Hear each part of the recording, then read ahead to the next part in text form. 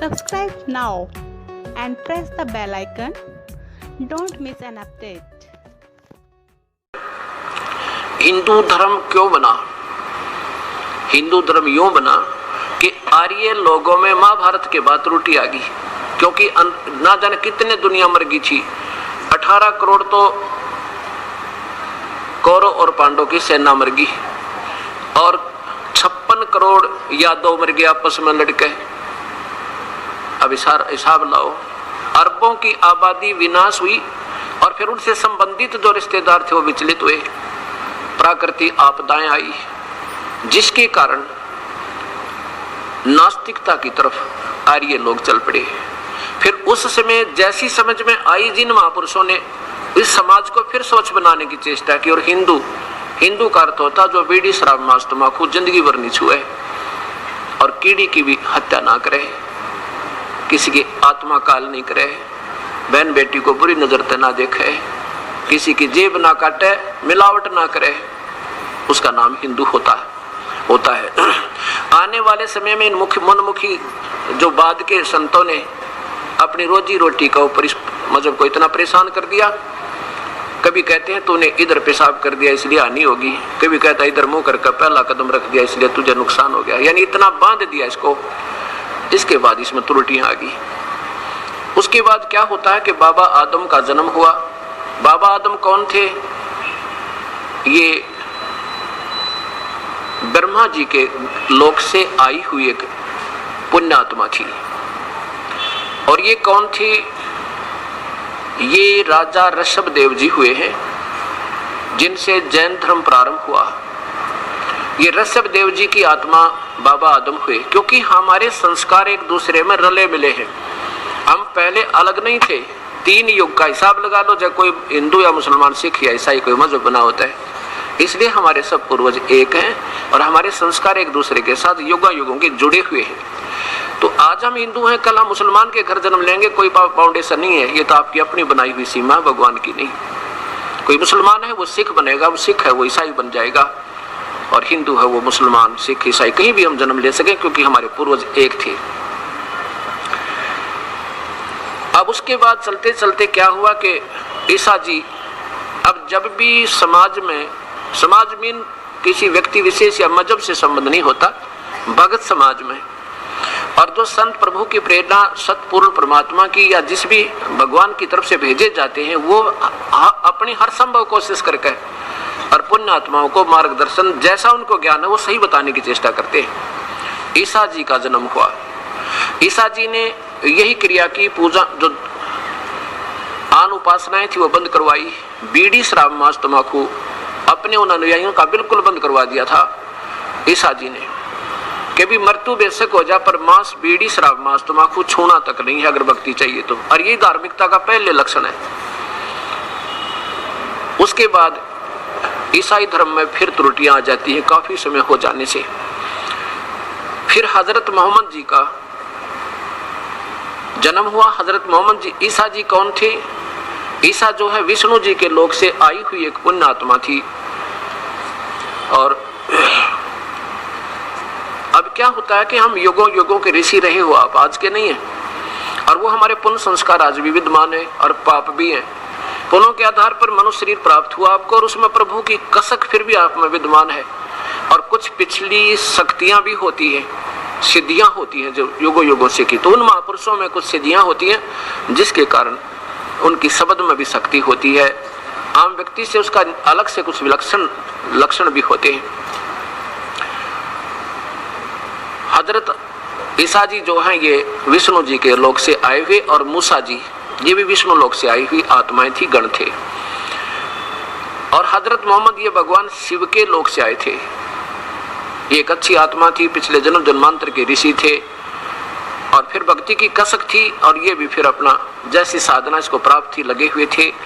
बाद में फिर एक जिब्राइल नाम का फरिश्ता अब काल प्रेरणा से उनके पास आया, उनको फिर भक्ति मार्ग अपना हिसाब से बताया कि एक प्रभु की भक्ति करनी चाहिए और नहीं करनी। ऐसे ये हमारे मजहब बन गए। मुसलमान, जब हजरत मोहम्मद जी ने मुसलमान धर्म की एक मुसलमान का अर्थ होता है वो पुण्यात्मा जो बीड़ी शराब मांस तंबाकू कभी ना छुए, किसी की आत्मा नहीं दुखावे। यहाँ तक मना किया हजरत मोहम्मद जी ने कि कोई ब्याज भी नहीं लेगा, ब्याज को भी जो बुरा बतावे क्या वो मांस खाने की सलाह दे देगा वो पुण्यात्मा? कभी नहीं। ये अब वर्तमान के लोगों की अपनी अटकलें हैं।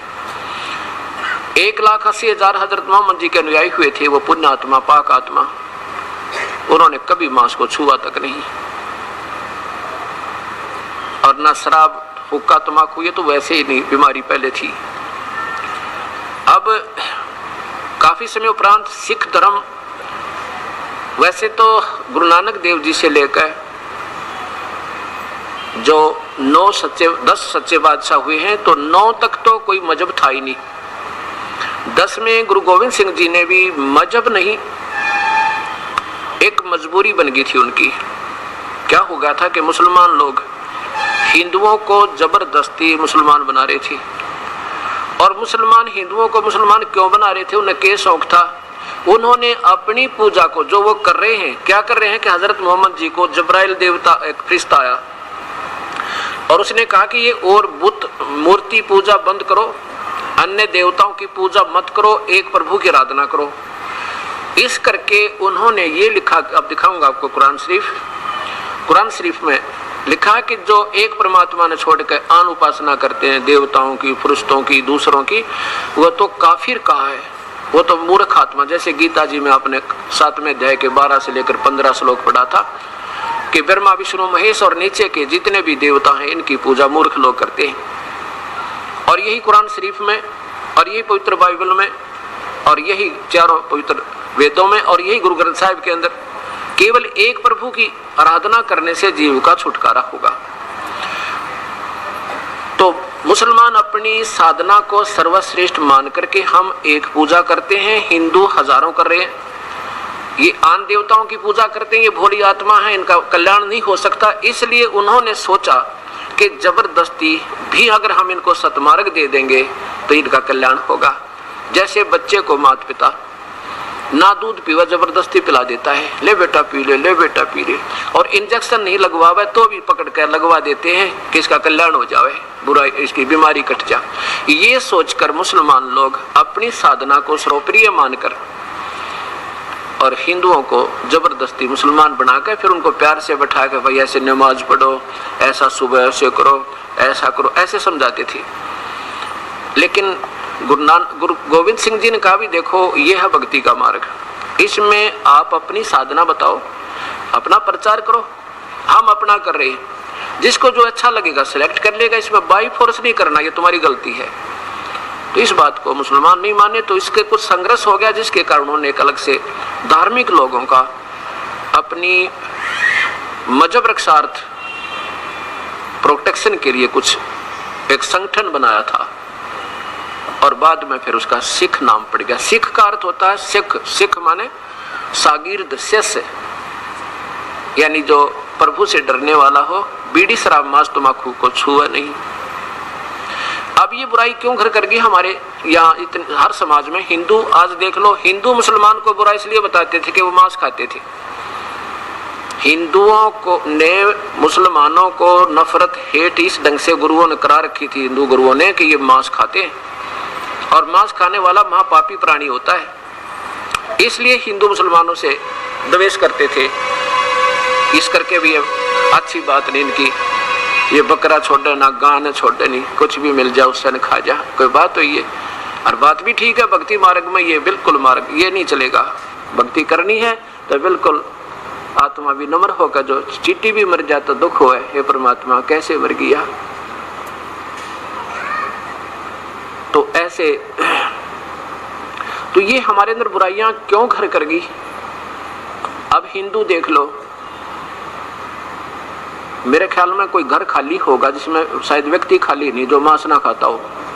मांस मीन से अंडा भी खाना पड़े, हुक्का तो सारे पीवे तकरीबन, बीड़ी पीवे, और शराब की टालना और मांस की कती टालनी, और बल्कि स्पीड बढ़ रही है। अच्छा, फिर ईसाई धर्म में ईसा जी की कहीं इंस्ट्रक्शन नहीं है उस परमात्मा की, पूर्ण परमात्मा की, कि मांस खाओ। और हुक्का शराब ये तो वैसे ही व्यर्थ का काम है। आज ईसाई धर्म में देख लो, सारी बिजली पड़ गई, शराब की उनका टालना, मांस की उनका टालना, और भक्ति वो है ही नहीं जो करनी चाहिए। ऐसे ही मुसलमान धर्म में देख लो, आज है मांस तो ऐसा बना दिया जैसे लाडू जलेबी होती है। और अब सिख धर्म में देख लो, उन 10 महापुरुषों का कोई प्रमाण दिखा दो जिन्होंने कभी बीड़ी, शराब, मांस, तंबाकू को छुआ होता है। फिर तो आप अनुयायी कैसे हो गए? उन पवित्र आत्माओं की आत्मा को दुखी कर रहे हो आप, उनको ठेस पहुंचा रहे हो। जिन्हें निर्मल समाज बनाया था, मांझ धोकर साफ किया था, आज फिर जुल्म शुरू हो गया। ऐसा क्यों हुआ? अब एक अटकल लगा ली सिख समाज ने। क्या कहते हैं? कहते गुरु गोविंद सिंह जी ने भी बकरा बड्डा सी, कद बड्डा था भाई, जब उन्होंने 5 प्यारों की परीक्षा ली थी। ठीक है, उनने तो बढ़ दिया और वो जीवित भी कर दिया, वो महापुरुष थे। तब उनकी हर रीस करके देखो उनकी, उन्होंने उसको बढ़ भी दिया और जीवित भी कर दिया। और तुम जीवित करके दिखाओ, तुम बढ़ तो सको हो और उसको जीवित करके दिखाओ। क्या फिर उन्हें मांस खा लिया? वो हद कर दी भाई। अब ये बातें क्यों करगी? क्योंकि हमें वास्तविक उन महापुरुषों के जाने के बाद वर्तमान के जितने भी मजहबों के आज गुरु लोग हैं, इनकी हिम्मत नहीं पड़ी कि इन बुराई छुटवा दें। इन्होंने तो अपनी रोजी रोटी बना रखी है कि बस ये लगे रहे जैसे कर रहे हैं, बस ठीक है। लेकिन वो डॉक्टर ठीक नहीं होता जो मरीज के अनुसार चले। डॉक्टर वो होता है कि बेटा ये परहेज रखना है और ये दवाई खानी है, अगर नहीं खाएगा तेरी मृत्यु हो जाएगी। तो आज समाज हमारा बिल्कुल डेड होता जा रहा। भगत समाज, चाहे हिंदू है, चाहे मुसलमान, सिख या ईसाई। अब हमें जरूरत है उन महापुरुषों के उन आचरणों को, उनके द्वारा दिए गए अनमोल वचनों को फिर दोबारा रीड करने की, सोचने की, समझने की, पढ़ने की। अभी तक तो हम वर्तमान के जो महापुरुषों ने जो उनकी अटकलें लगाई, जैसे उनके समझ में आई, अपने धार्मिक शास्त्रों को हमारे को उनके विपरीत दिशा दे रखी है।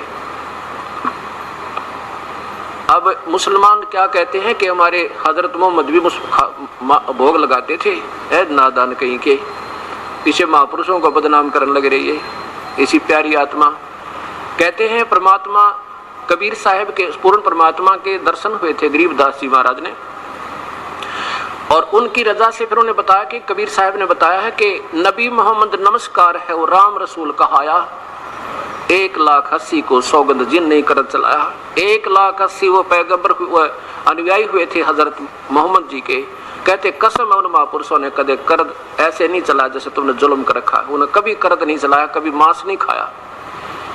क्या बताते हैं कि अलह अरस पुरुष पर अलह तकत है, ऊपर परमात्मा का अरस में आसमान में एक सतलोक है, सचखंड है, वहां परमात्मा अपने सतकत पर विराजमान है। अरस पुरुष पर अलह तकत है, खालिक बिन नहीं खाली, और वह पैगंबर पाक पुरुष थे साहिब के अब्दाली। कहते हुए पैगंबर हजरत मोहम्मद, हजरत मूसा, हजरत ईसा जैसे वो तो पाक पुरुष थे, पवित्र आत्मा थी, साहिब के अब्दाली यानी परमात्मा की कृपा पात्र थे। उन्होंने 1,80,000 को सौगंध जिन नहीं कर चला। अब मुसलमान धर्म ने किसी से बच्चे तो पूछ कर देख लो, कोई नहीं मानने कि हजरत मोहम्मद जी मांस नहीं खाते थे। ठीक है, उन्होंने जब तक ज्ञान ना हुआ होगा तो दूसरी बात है। देखो ना जाने कौन की गलती कर ले। अपनी 40 वर्ष की उम्र में उनको जब ये जबराइल जी आकर मिले थे, उसके बाद उन्होंने छुआ तक नहीं किसी मांस मिट्टी को।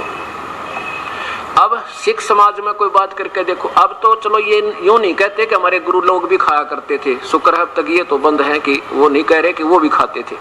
और 1000 वर्ष के बाद दिखा दूंगा इस समाज में कोई नो कहने वाला नहीं मिलेगा, बल्कि यूं कहेंगे साढ़े गुरु नानक देव जी भोग लगाते सी, ये कहने लग जाएंगे, उन महापुरुषों को बदनाम करने लग जाएंगे। अब देखो उन महापुरुषों ने, ये भी तो 300 वर्ष भी ना हो इस सिख धर्म की स्थापना को, और इसमें इतनी बुराई कर की, बीड़ी तो चलो नहीं पीते, मांस और शराब, हे भगवान तेरा गजब हो। अब बुराई करें वो लोग और दुख हो हमने, क्योंकि ये प्यारी आत्मा दिशा भूल गई। उन अपने महापुरुषों के, उन पूर्वजों के वंशजों, उन वंशजों के ऐसा जुल्म करने लगे, उनकी आत्मा रो रही है वहां पर। तो अब हमने इसको फिर देखना होगा और हमने फिर इस भक्ति मार्ग को एक रस करना होगा।